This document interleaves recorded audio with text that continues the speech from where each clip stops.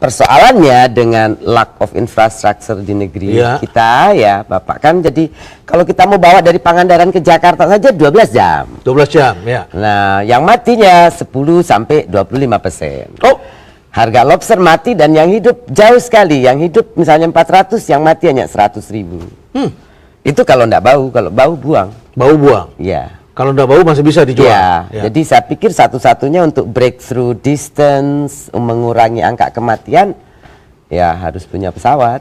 Punya pesawat. Cuma 4 tahun keliling ke perbankan, enggak ada yang percaya. Enggak ada yang percaya. 2000 sampai 2000. Saya juga kalau jadi bankir nggak percaya.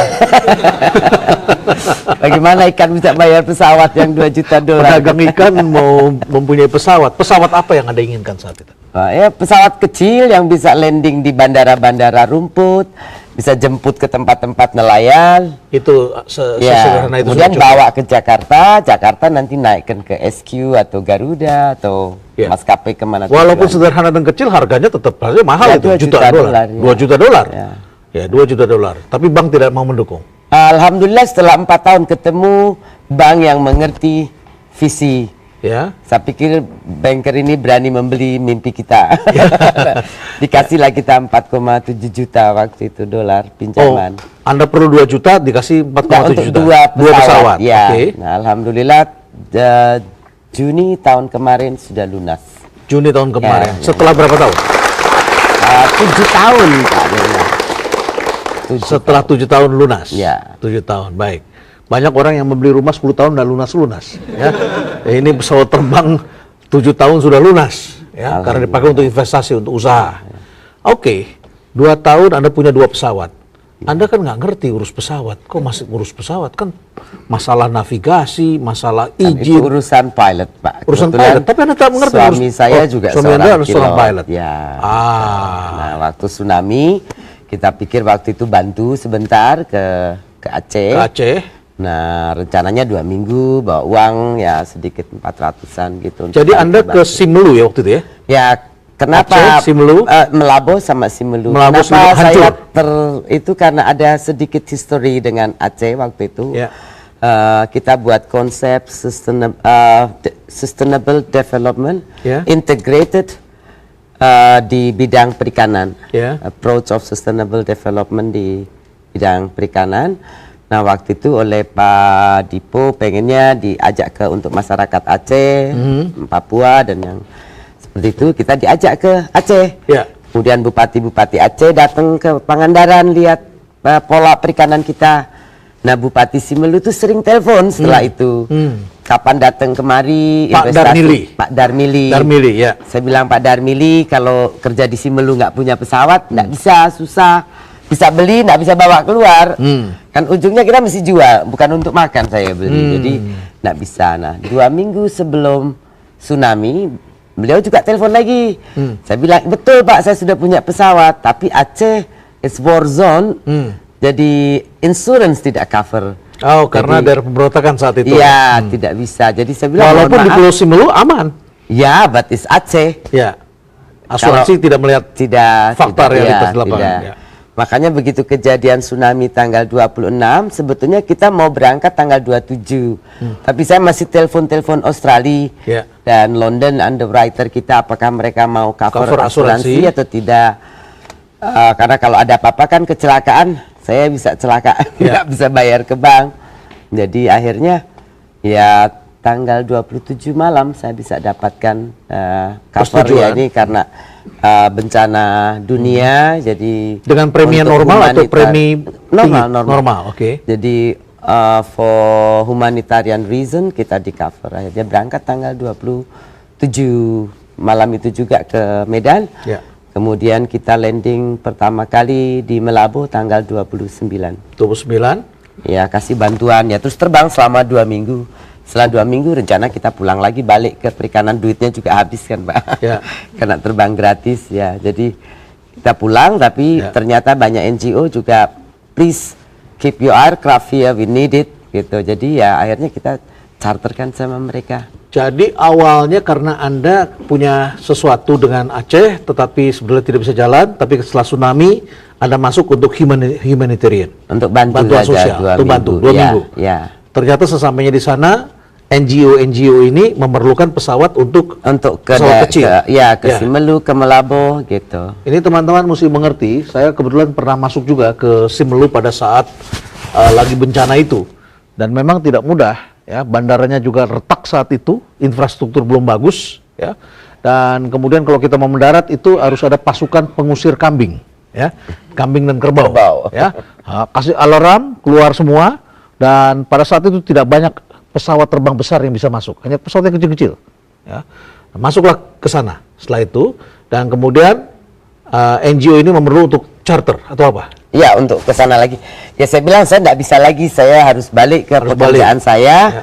Saya bilang saya sudah tidak ada uang lagi, dan mereka no we pay right now. Oke, ya udah, akhirnya kita jadi bawa penumpang sekaligus cari ikan. Ya, bulan April saya mulai bawa perahu dari Jawa. Ya. Kapal. Untuk encouraging orang Simelu kembali ke laut. Ya. Tapi sampai bulan Agustus baru mereka mau balik ke laut. Setelah mereka merasa tenang. Iya. Okay. Ya, dari situ kita mulai beli perikanan hasil lobster Simelu dari harga 30.000. Begitu kita beli jadi 100.000, mereka juga sangat senang. Ekonomi membaik. Iya. Ya, saya ingat saya pernah makan lobster di rumahnya Pak Bupati, Darmili, ya Pak Darmili. Jadi saya sangat familiar dengan alam di Pulau Simelu yang kalau Anda ke sana, ini daerah masih terpencil, tetapi sejak tsunami daerah-daerah ini di Aceh, saya kira Aceh menjadi provinsi dengan infrastruktur terbaik di Indonesia saat ini. Kira-kira begitu, Intan? Apa teman-teman ada yang ingin didiskusikan barangkali? Ini pasti para teman-teman yang hadir di studio ingin bertanya kepada Ibu Susi. Boleh ya, Bu Susi ya? Boleh. Baik, silakan, siapa yang ingin bertanya dari sisi kanan ini? Oke, silakan Mbak. Dengan Mbak siapa? Saya Krisna dari Elohwiti Surabaya. Ya. Jadi sekarang ini Ibu sudah berhasil meraih apa yang Ibu inginkan. Pertanyaannya adalah bagaimana saatnya kini Ibu menata kesuksesan dan mempertahankannya. Menata, kesuksesan. Menata dan mempertahankan. Tough, very tough, sangat berat dan tidak mudah. Kalau tadi Mbak tanya apakah ini yang saya inginkan, the time waktu itu saya tidak tahu apakah itu yang saya inginkan. Kadang-kadang kalau lagi banyak masalah juga apa benar ini yang saya inginkan.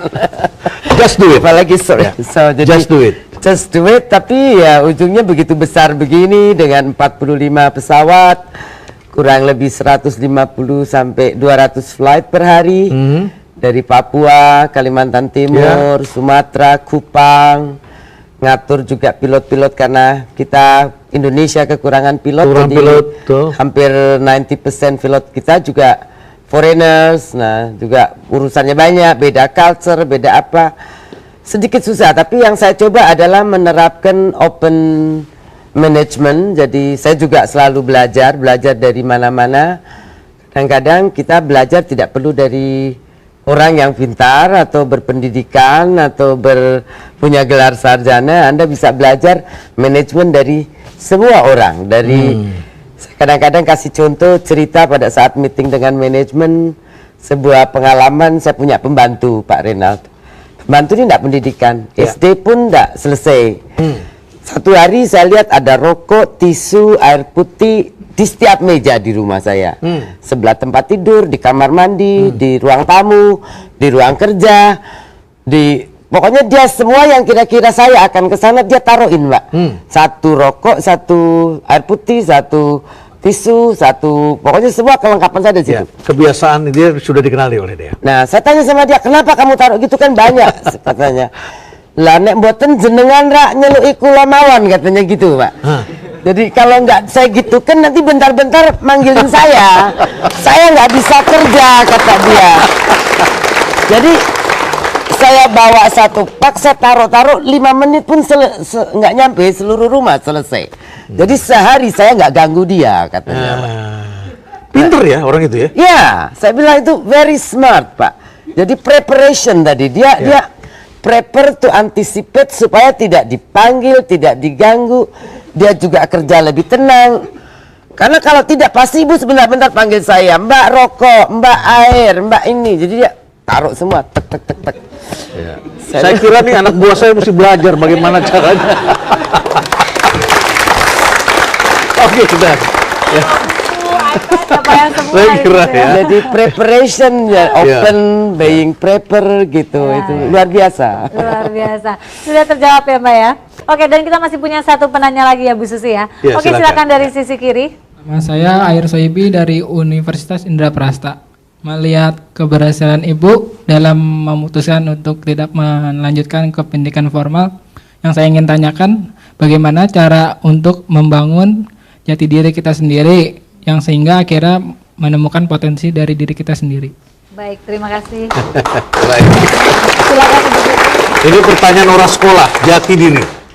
Saya biasanya tidak pernah memikirkan sejauh itu ya, just do. Lalu biasanya lebih berpikir ya tidak terlalu complicated. Jadi kalau saya lihat saya bisa kerjakan, saya kerjakan. Try my best sebaik mungkin. Kalau hasilnya jelek ya kita nanti perbaiki, itu aja. Jadi tapi yang pasti kita mesti try your best. Dan saya tidak pernah berpikir untuk copy Pak Renald, karena saya selalu menyadari di perikanan juga kita tidak bermain dalam quantity seperti banyak cold storage lain. Jadi orang Jepang bayar kita tahu produk kita tidak masif, tapi Tidak quality number one gitu Pak. Jadi kita jaga produknya bagus.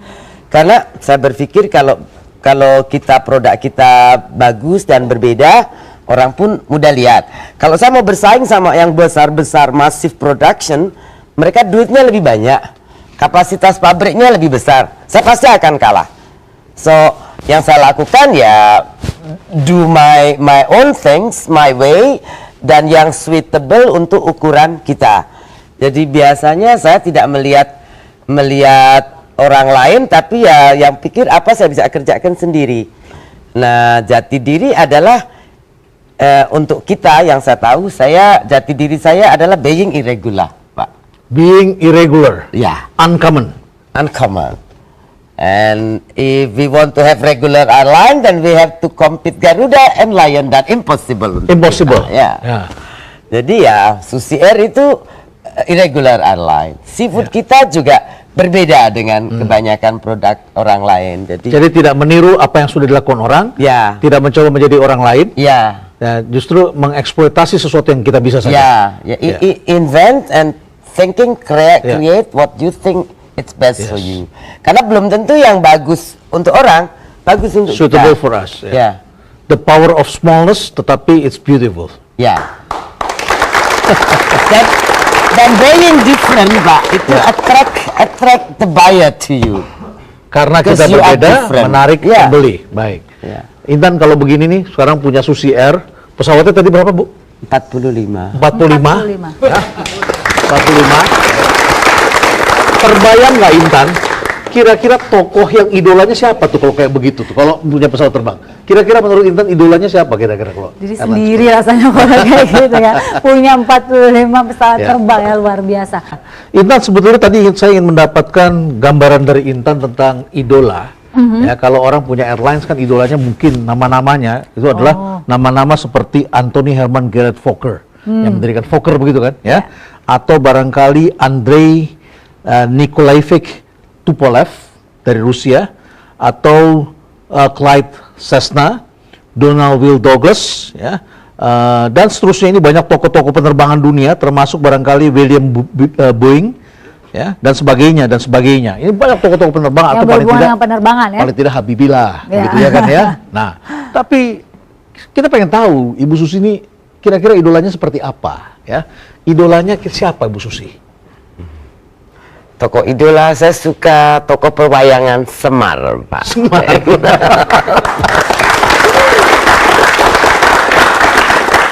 Semar. Ini kok punya pesawat, punya industri pesawat, ekspor keliling dunia, tetapi kok Semar? Why Semar? Semar itu sebuah gambaran dari bagaimana kebijakan, kegetiran dibungkus dalam kelucuan dan simplicity, Pak. Simplicity.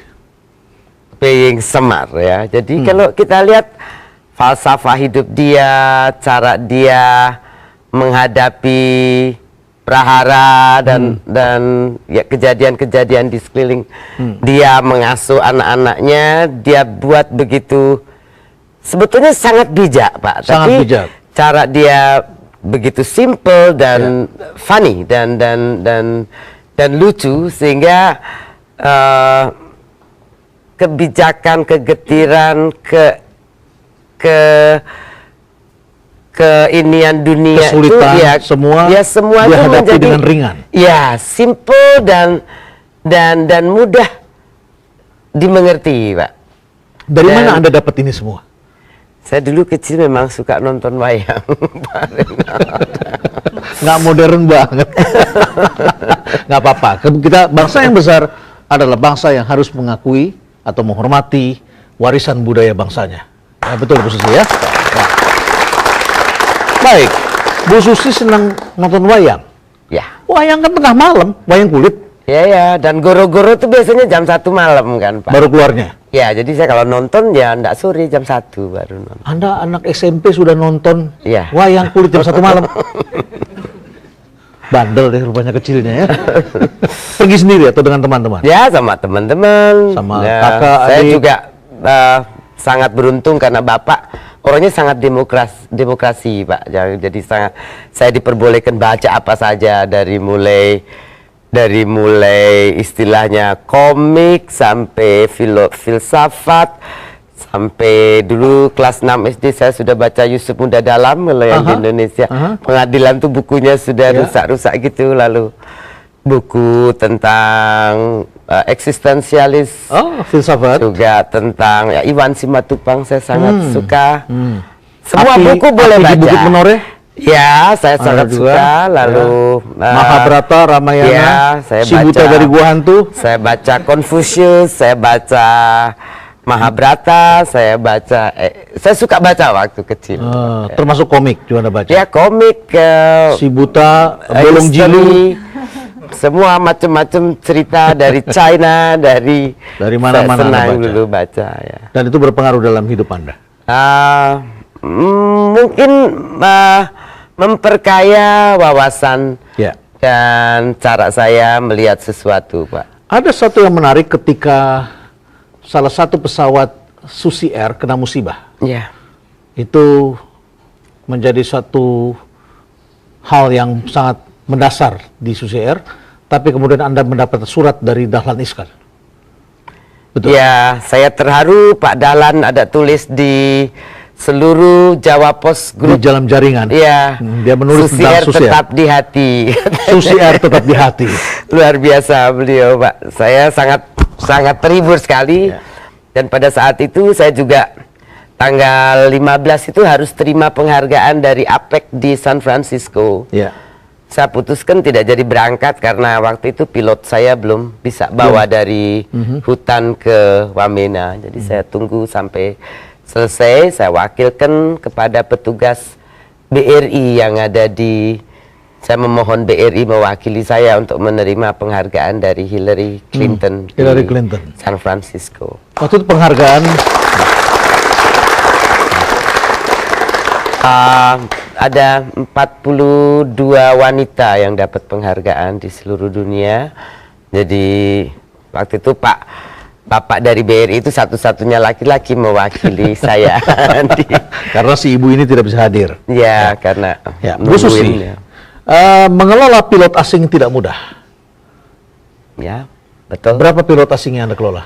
Sekarang ada 140-140-an, Pak ya. Itu bukan karena Anda 90 seleranya kapten. mau mengangkat orang asing kan? Di Indonesia susah sekarang Susah. pilot, Bapak. Jadi kebutuhan sekitar 1.800 sampai 2.000. Ya. Lalu supply dari pilot Indonesia mungkin hanya maksimum 200 kali sekarang, Pak.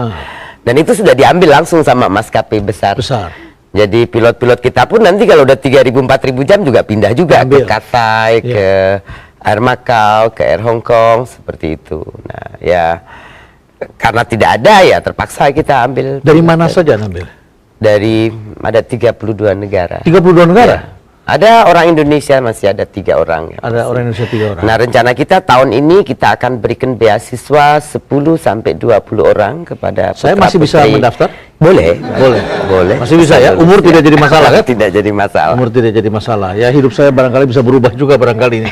Cita-cita yang tidak tercapai barangkali. Ya, Bu Susi, mengelola pilot-pilot asing itu tentu berbeda. Ya. Dan Anda tidak berminat untuk mendirikan sekolah sendiri, sekolah penerbang? Sudah jadi? Sedang on the way. Kita baru pesawat kecilnya juga baru sampai beberapa bulan yang lalu. Sedang proses sertifikasi. Nah, kita nanti setiap tahun akan berikan beasiswa 10 sampai 20 untuk putra-putri Indonesia. Putra-putri Indonesia untuk memperbaiki.